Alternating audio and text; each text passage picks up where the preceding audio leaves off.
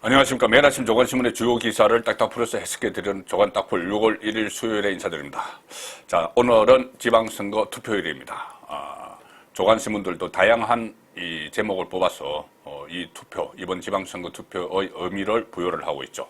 자, 조선일보는 일면 톱기사가 여당은 정권 교체 완성해야 된다. 야당은 정권 폭주를 견제해야 된다. 이 양쪽의 입장을, 주장을 일면 톱기사로 그 제목을 뽑았습니다. 국민의힘은 대선이어서 승리를 해야 된다. 그리고 민주당은 초경합 지역이 지금 늘고 있다. 그동안 열세로 다 평가가 됐는데, 그리고 전국 7곳 국회의원 보궐선거도 오늘 같이 실시가 됩니다. 자, 동아일보는 4년 지역 살림 좌우할 4,125명 선택의 날 4,125명을 뽑습니다. 오늘 뽑힐 강력단체장, 강력위원, 기초단체장, 기초위원, 국회의원 보궐선거, 또 교육감 다 합하면은 이 인원이 상당히 많죠. 4,125명입니다. 중앙일보는 이런 분석을 했습니다. 아주 흥미로운 분석인데, 당신의 한 표 가치가 3,612만 원이다. 한 표를 돈으로 환산하면은 3,612만 원이다. 이 계산이 어떻게 나왔느냐 하면은, 전국 지자체, 지방자치단체의 앞으로 4년 동안 예산을 다 합하면은 1,600조 원이 됩니다. 1,600조 원. 이것을 오늘 투표를 하는 유권자 수 4,430만 명으로 나누니까 한 표의 가치가 3,612만 원이 된다. 자, 그리고 또 이 3,612만 원의 가치는 어떻게 또 평가가 되느냐. 사립대학교 4년치 등록금, 그리고 그랜저 세차 구입 가능, 또 공공기관 신입사원 평균 연봉. 자, 이렇게 흥미있는 그 분석을 해서 투표를 꼭 해야 된다. 이런 의미를 담은 것이죠. 자, 한겨레 신문은 대선 연장전 넘어서 일상을 바꾸는 한 표다. 대통령 취임 22일 만에 전국 선거를 하는데 대결을 넘어서 풀뿌리 민주주의를 뿌리를 다시 내려야 된다. 자, 이런 의미를 부여를 했습니다. 이 관전 포인트가 있겠죠. 모든 선거마다 그 관전 포인트가 있는데, 이번 지방선거의 관전 포인트는 뭘까? 한국일보는 4가지로 뽑았습니다. 첫 번째는 이 여당이 지금 국민의힘이 지난 4년 전 지방선거에서는 완패를 했죠. 전국 강력단체장 중에서 17개 중에서 14개를 민주당이 가져갔습니다. 그리고 특히 수도권, 서울, 인천, 경기 전부 민주당이 휩쓸었죠. 지방의원까지 다 휩쓸었습니다. 자, 그래서 첫 번째는 여당이 수도권에서 트리플 크라운을 할까?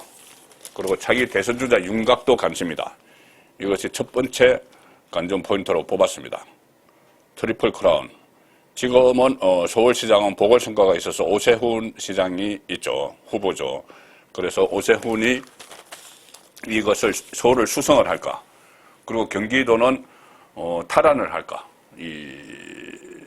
또 인천은 석근을 할까? 이 3가지가 수도권 트리플 크라운이다.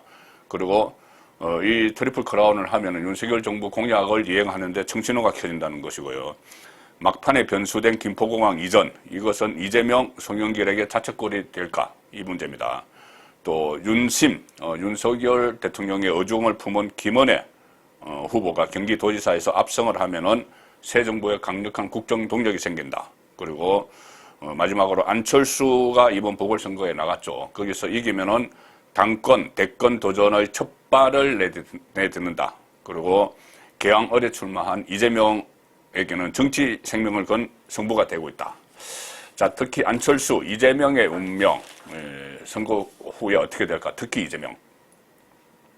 한국일보는 안철수 성남 분당갑 후보가 이길 경우 3선 중진이 됩니다. 그리고 이재명 후보는 첫 원내 입성을 하죠. 이기면은. 그런데 당선만 되면 당내 입지를 넓히고 동시에 당권 장악에 박차를 가하면서 자기 대선을 다시 준비를 할 수 있다. 그런데 질 경우에, 특히 지금 안철수 후보는 여유 있게 앞서고 있으니까 이길 가능성이 높습니다.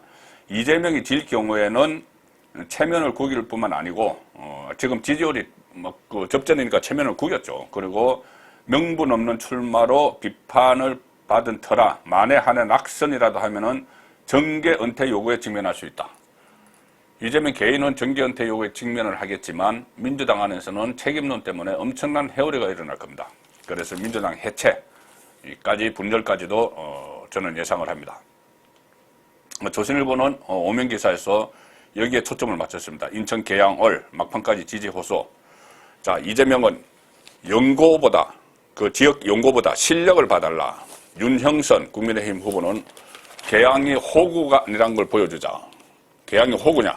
이 말이 지금 계양 주민들에게 먹히고 있죠.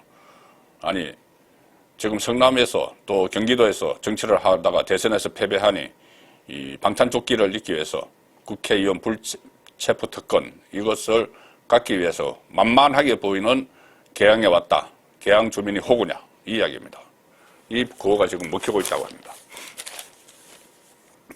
이재명은 하루 종일 인천에 머물면서 여론조사에 속지 말고 투표를 하자. 여론조사에서 본인이 박빙으로 뭐 지거나 아니면 약간 이기는 걸로 나오는데 그 여론조사 엉터리다. 지금 처음에는 ARS 전화조사 다 엉터리다 했다가 갤럽의 전화 면접까지 이렇게 그런 결과가 나오니까는 모든 여론조사는 엉터리다. 이렇게 이야기를 하고 있죠. 윤형선 후보는 개양 온 지 25일 된 이재명보다 25년 함께한 동네 의사인 나를 선택해달라. 그렇게 호소를 하고 있고. 자, 국민의힘 지도부는 이 지역 무명 후보 윤형선이 이 거물급 대선 주자를 잡을 수 있다. 이런 기대를 하고 있습니다.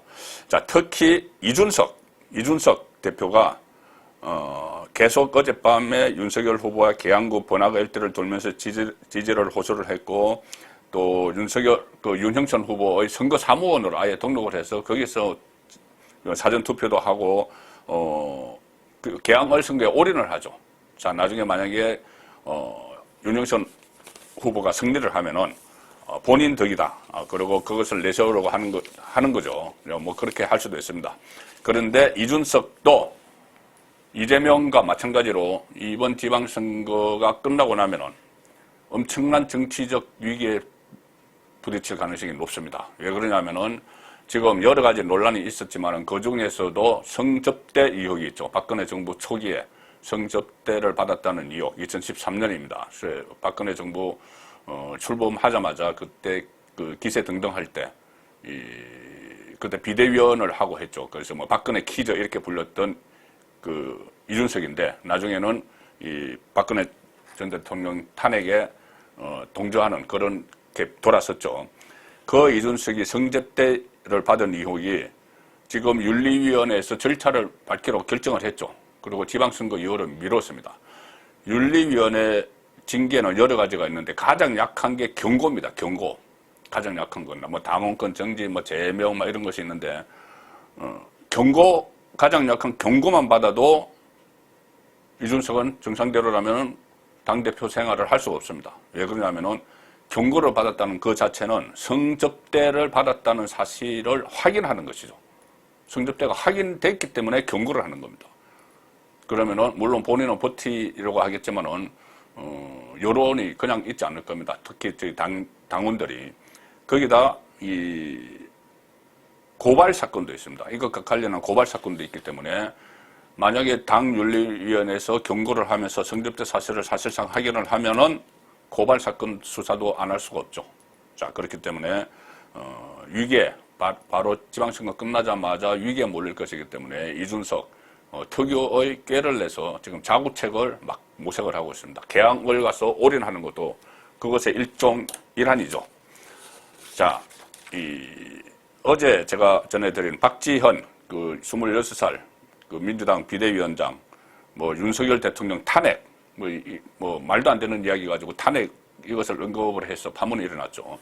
여기에 또 이준석도 끼어들었습니다. 제정신이냐?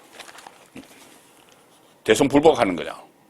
자, 이렇게 최근에 보면은 이준석이 윤석열 대통령에 대해서 상당히 우호적인 메시지를 계속 날리고 있습니다. 마치 이 수호천사처럼 자임을 하는 것처럼.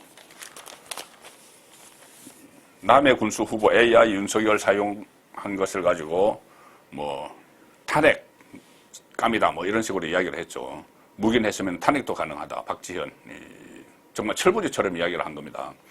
자, 여기에 대해서 이준석은 민주당이 지방선거를 앞두고 제정신이 아니다. 탄핵을 이야기한다. 대선 불복이다. 자, 이렇게 윤석열 대통령 지킴이로 갑자기 등장을 하고 있습니다. 자, 그런데 이준석 또 하나 오버하는 것이 있죠. 이것도 제가 어제 전해드렸는데, 어제 조간딱풀 시간에 이 우크라이나를 방문하겠다는데, 국회의원들로 대표단을 꾸려서 우크라이나를 방문을 하겠다는데, 이것이 여러 가지 또 논란이 되고 있습니다. 본인은 지방선거 끝나고 나면은 뭐 윤리위도 열리고 제명 이야기도 나오고 할 것이기 때문에 뭔가 지금 일을 벌여서 하려고 하는 것이죠. 자, 일단 한국일보 보시면은 무기를 줄 것도 아닌데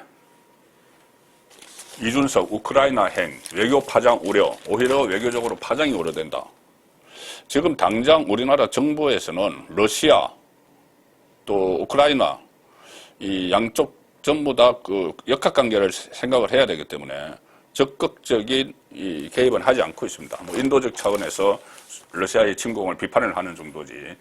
자, 그런데 외교적 파장이 이준석 국민의힘 대표가 가면은 러시아와 전쟁적인 우크라이나로 가면은 외교적 파장이 우려된다. 이 전문가들의 목소리입니다. 그동안 우크라이나 사태에 거리를 뒀던 정부의 신중한 기조가 훼손될 수 있다. 그리고 국익에 영향을 미치는 정치 행보는 자제해야 한다. 이런 지적이 나옵니다. 이 전쟁 한복판에 있는 나라에 여당 대표가 방문하는 것 자체가 아주 이례적입니다. 거기다가 제가 어제 전해드린 대로 언론 플레이까지 했죠. 이준석 쪽에서. 뭐라고 언론 플레이를 했느냐 하면은 우크라이나로 가는데 이 윤석열 대통령의 친서를 들고 갈 것이다. 이런 이야기가 나왔습니다. 이준석 쪽에서 나왔죠. 친서를 들고 갈 것이다.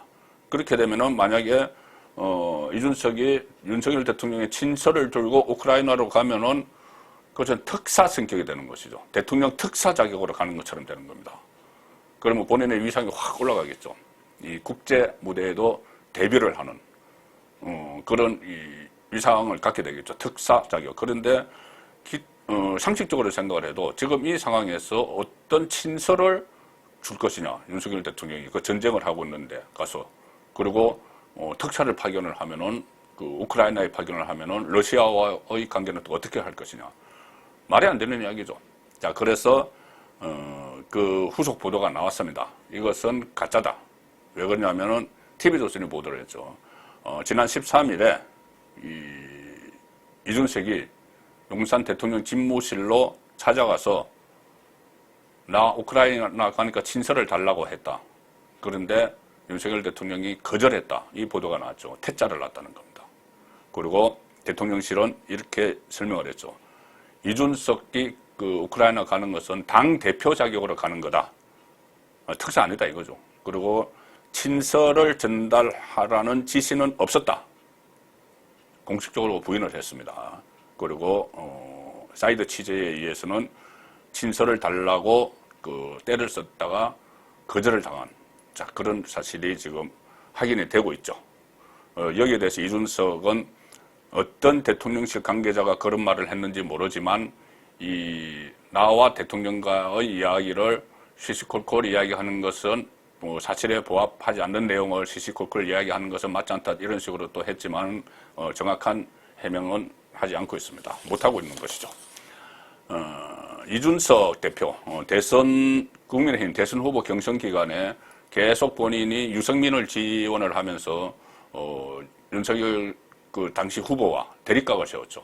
입당할 때부터 입당 못하도록 그 일종의 방해를 했습니다. 무슨 뭐 경선버스 정시 출발이니 어쩌고 하면서 그래서 윤석열 당시 그 지금 윤석열 대통령이 그때 전격적으로 그냥 없는 사이에 이준석이 없는 사이에 입당을 하는 그런 일도 있었습니다.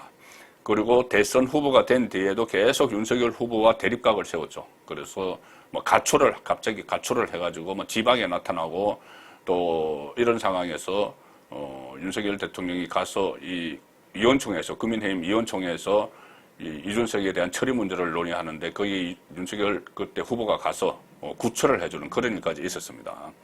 자, 윤석열 쪽과 계속 윤석열 대통령 진영과 계속 대립을 할 때 윤석열 그 후보의 주변에 있는 핵심 관계자들을 향해서 계속 그 공격을 했는데, 이준석이 그때 네이밍을 한 것이 윤핵관이죠. 윤핵관, 윤석열 핵심 관계자, 그렇게 네이밍을 했습니다.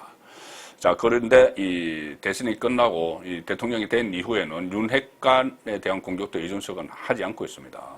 그런데 그 윤핵관들이 지금 힘이 상당히 막강해졌습니다. 이준석으로서는 위협을 느끼겠죠. 자, 어제 정치권에서 화제가 된 게 이겁니다. 그제 이 윤석열 대통령실 핵심 관계자들이 이런 말을 했습니다. 지금 특별감찰관이라는 게 있죠. 특별감찰관.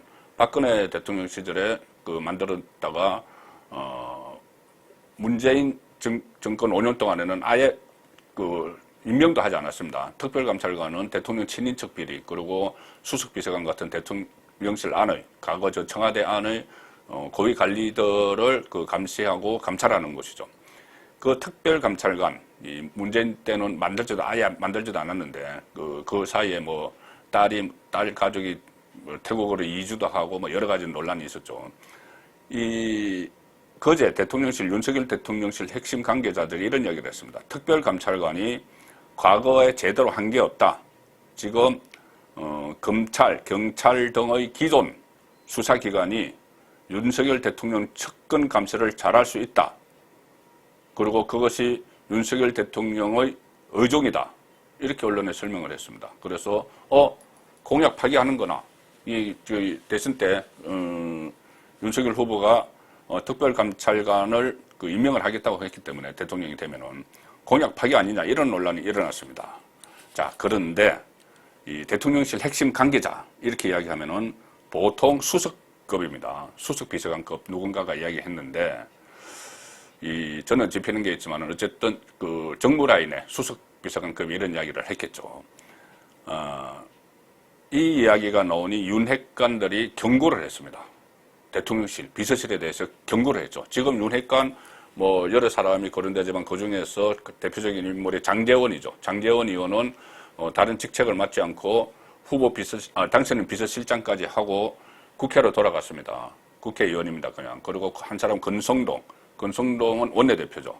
그런데 이 두 사람이 이 대통령 비서실을 질타를 했습니다. 질타를 하니 대통령 비서실에서 납작 엎드리면서 죄송하다, 이렇게 하는 상황이 발생을 했습니다.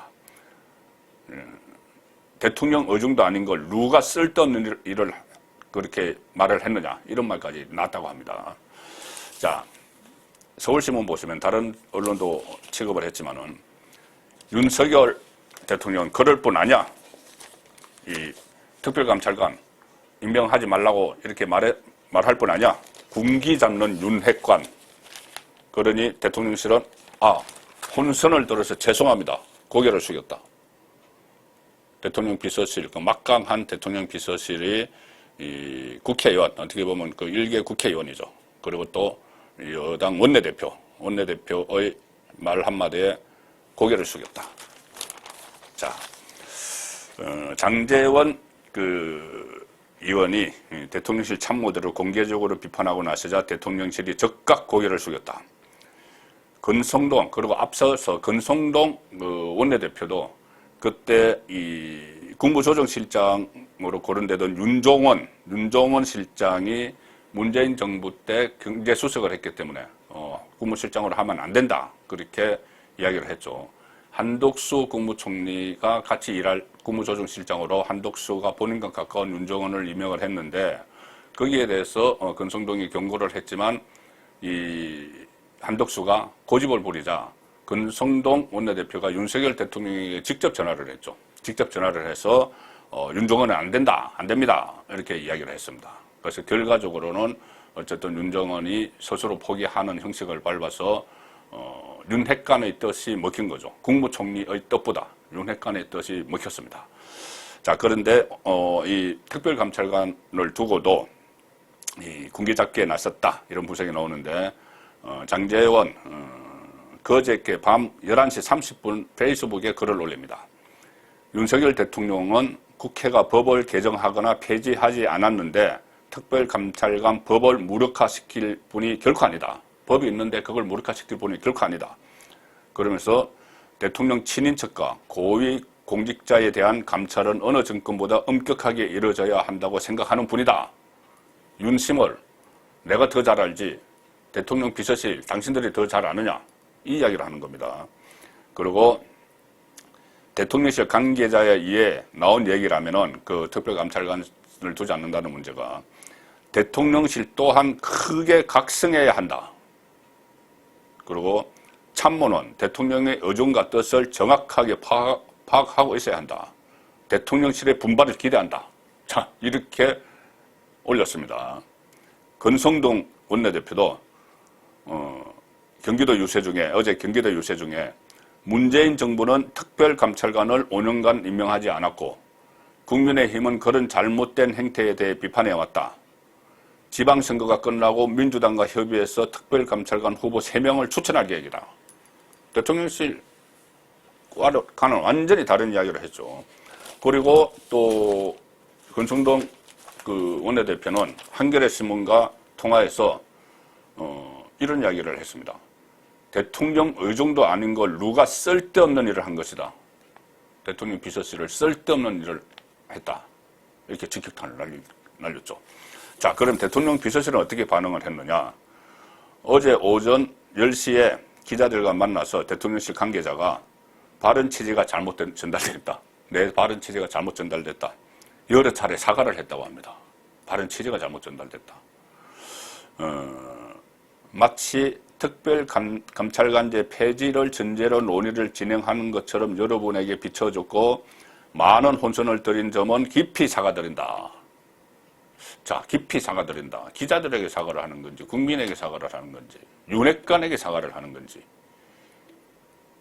굉장히 죄송스럽게 생각한다. 혼선은 저희의 실책이다. 그런 점에서 분발하겠다. 자, 이런 일이 당과 대통령실의 갈등으로 비춰질 소지가 있다. 이렇게 질문을 하니까 이 대통령실 관계자는 여당에서 문제 제기할 수 있고 그런 지적을 달게 받겠다고 납작 엎드렸다. 자, 이 상황은 결코 바람직한 것이 아닙니다. 대통령 비서실에서 일단 첫 번째 윤석열 대통령의 의지와 상관없이 특별감찰관제를 마치 두지 않아도 된다는 것처럼 이렇게 이야기하는 것은 보좌를 잘못한 것이고, 자, 그것이 원래 근본적인 문제지만은 더 큰 문제가 될 수 있는 것이, 앞으로도 될 수 있는 것이, 지금 이렇게 이 여당에 있는 실력자들이, 윤핵관이라고 부르는 실력자들이 지금 뭐 윤종원 그 문제도 충분히 이 문재인 정부에서 일했던 사람이 불가론을 관철을 할 수가 있죠. 관철을 할 수가 있지만은 이것이 뭐 관철을 했다고 쳐도, 그리고 이 특별감찰관제도 이렇게 만들어야 된다고 해서 관철을 시켰다고 쳐도 앞으로 또 다른 이슈들이 발생을 했을 때 당과 이 정부 청와대 대통령실의 입장이 서로 다를 때 일방적으로 이 당의 실세들, 국회의원 실세들의 입김이 대통령실을 눌러버린다면은 이것은 나중에 대통령실이 무력화되는 그런 상황이 될 수 있고, 실제로 대통령을 옆에서 보좌하는 그 기능이 많이 상실될 수가 있습니다. 그래서 이런 부분도 초기에 좀 교통정리를 대통령이 나서서 할 필요가 있다. 그런 말씀을 드립니다. 왜 그러냐면은 지금까지 이 과거에도 당청 갈등 이런 이야기들이 상당히 많았죠. 지금은 청와대가 아니지만 그때는 여당과 청와대의 갈등, 인사 문제 같은 것을 두고 여러 가지 갈등, 정책을 두고도 갈등이 일어났는데 그 갈등이 심하면은 결국은 대통령의 국정 운영에 부담이 되기 때문에 초기에 지금 이런 일이 벌어졌을 때 윤석열 대통령이 단속을 해야 된다. 단도리를 잘 해야 된다. 자, 그런 말씀을 드리겠습니다. 오늘 그 지방선거 지금 투표가 확진자들 투표, 코로나 확진자들 투표가 끝나는 7시 30분에 출구조사 결과가 발표됩니다. 출구조사 결과가 발표가 되면 어느 정도 판세 윤곽을, 어느 정도가 아니고 지금까지 지난 대통령 선거 때도 그렇고 출구조사가 상당히 정확하죠. 과학적 기법으로 하기 때문에 상당히 정밀합니다. 그래서 7시 30분 되면은 대통령 선거에 이어서 또 민심이 어떻게 변했는지 확인을 할 수가 있습니다. 조간 딱풀이었습니다.